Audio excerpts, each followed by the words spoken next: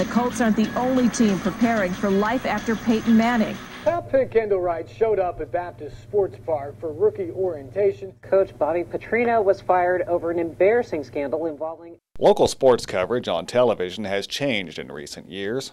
A variety of factors prompted layoffs and reduced coverage. The internet has given people many more choices. You are watching SportsCenter. They can get all the highlights from ESPN. Why do we need you? On air or on life support. Are we witnessing the demise of the local TV sportscast? It's sort of sad to see because I'm a sports fan, but there are a lot of people out there who don't share my sentiments. The NBA playoffs on ESPN. Everyone's used to getting information when they want it, not when the sports anchor is going to give it to them. The Predators were supposed to be in Bridgestone Arena when... In recent years, many TV stations have done away with a sports anchor, sports department, or deleted sports altogether from newscasts. Golf's unofficial fifth major, the Players' Championship, wrapping up Sunday at the TBC at Sauk. The Penn State University Center for Sports Journalism conducted a survey in 2006 called The Local Sports Broadcast, a Dying Segment. Researchers polled 216 sports directors, anchors, and reporters at stations in the country's top 50 television markets. The results showed many believed their segment on the local newscast could become extinct. The Memphis Grizzlies fans are able to visit with some real... So what has caused the decline in sports coverage? Many cite the economy, an increasing emphasis on weather coverage over sports, and the internet as social media and mobile devices put sports news in our hands at any time. The pattern of downsizing TV sports departments and eliminating anchors is so widespread that when one station recently hired a national talent search firm to help it find a new morning anchor, it was swamped with audition videos from out-of-work TV sports anchors. Many former sports anchors are now working in news, talk radio, or public relations. One of those is former WSMV sports anchor Brad Knoop, who now works in media relations for the University of Louisville. Knoop disagrees with the concept of declining viewership for local sports. It's a decline in viewership of local news, and that has to do with all the other avenues in which people can get their information, not just about sports, but about news. Everything's online, everything's on TV, everything you can get through social media, so there are more places for people to go that are active with their news and information. They want to go get it, and they can find it without having to wait for a 5 or 6 or 11 o'clock newscast. The rise of social media is one reason for a decline in sports coverage. Another is the economy. Professor of Media Studies and Director of Mass Communication at Belmont University, Rich Tyner, says the economy has led to the consolidation in media, reductions of staff size, and while he says local news is popular with advertisers, the audience is declining. All of those things combined, they're doing everything that they can to increase growth in revenue, growth in profits, and cutting staff is part of that. And then on the other side, when you see the fan interest kind of changing from this mass appeal interest to more of a specific segmented kind of appeal, I think all those things working together, here we are. We reduce maybe the size of our staff, and then ultimately we reduce the length of our sports cast. First, the news happening at this hour. Some describe the decline of local sportscast in 4 letters, ESPN. How does local TV fight the ESPN effect and find its own niche? Well, the Overton High School community is splintered over the naming of the school's football field.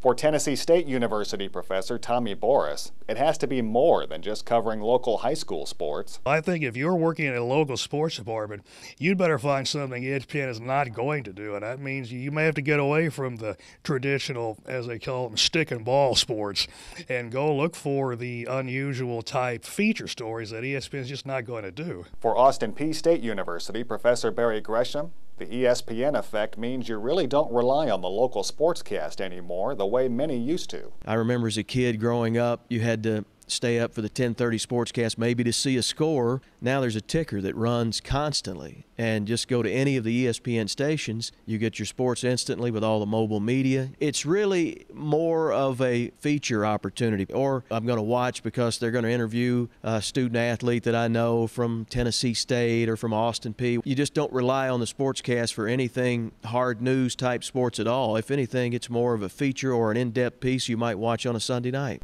And it's what one of those suspended players said that prompted today's edition of Between the Lines from Rudy Kalis. Alexander Radulov was in the... Nashville sports anchor Rudy Kalis has worked on air for WSMV television for 38 years.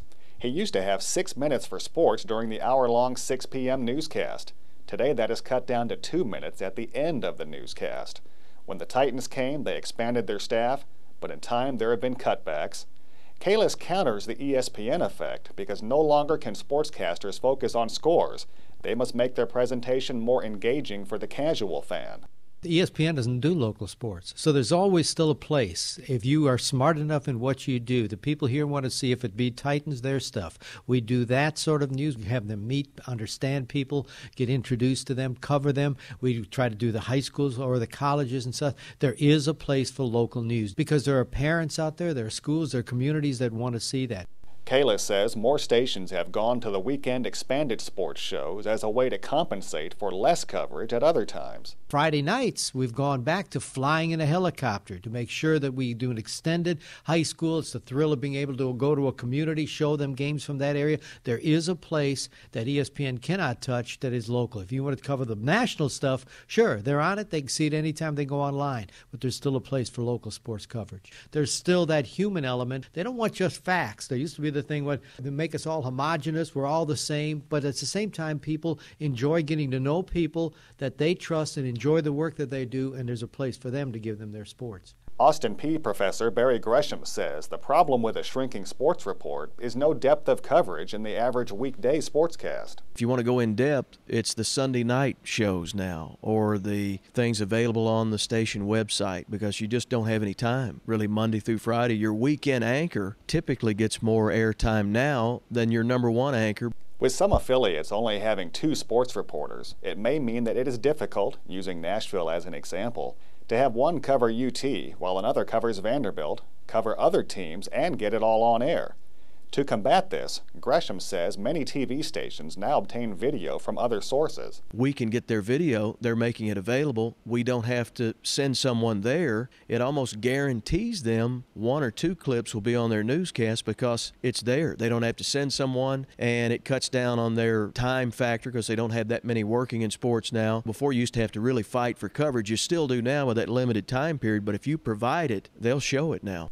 Professor of Media Studies at Belmont University, Rich Tyner, says we are losing a lot of the mass appeal for sports. But you're getting a lot more niche appeal. While on the one hand, you might have the local television station reducing the time spent on sports.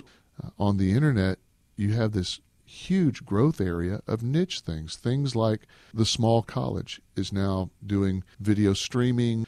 And so while that fan base is maybe smaller, they're going there to get information. Anchor Rudy Kalis says the future of sports has to be local. You see, television viewing audience, 50% of the audience has limited interest in sports.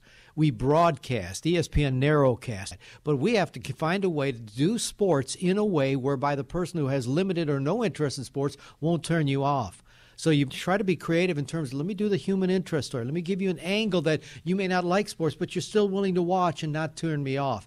That's the challenge that we have. Lipscomb professor Alan Griggs and TSU professor Tommy Boris agree that there will always be room for sportscast. It may be bare bones, like close to what we're seeing today, but I think there'll still be an interest for a sportscast. And I still think that news directors are looking for that personality-driven sportscast rather than the content-driven. I don't think local sports will ever completely disappear, but only if local sports media make the medium and themselves relevant to the local audience.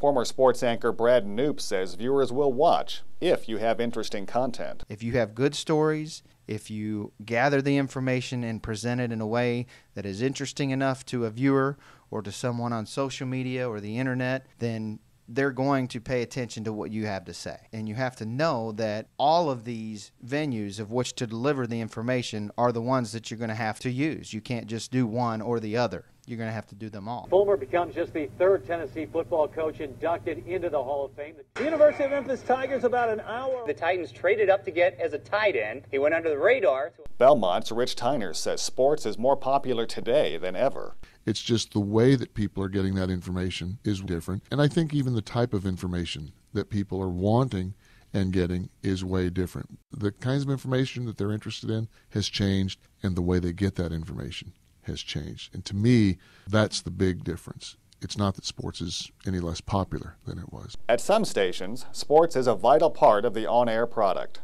while at others, sports remains on life support. For Tennessee Matters, I'm Terry Likes.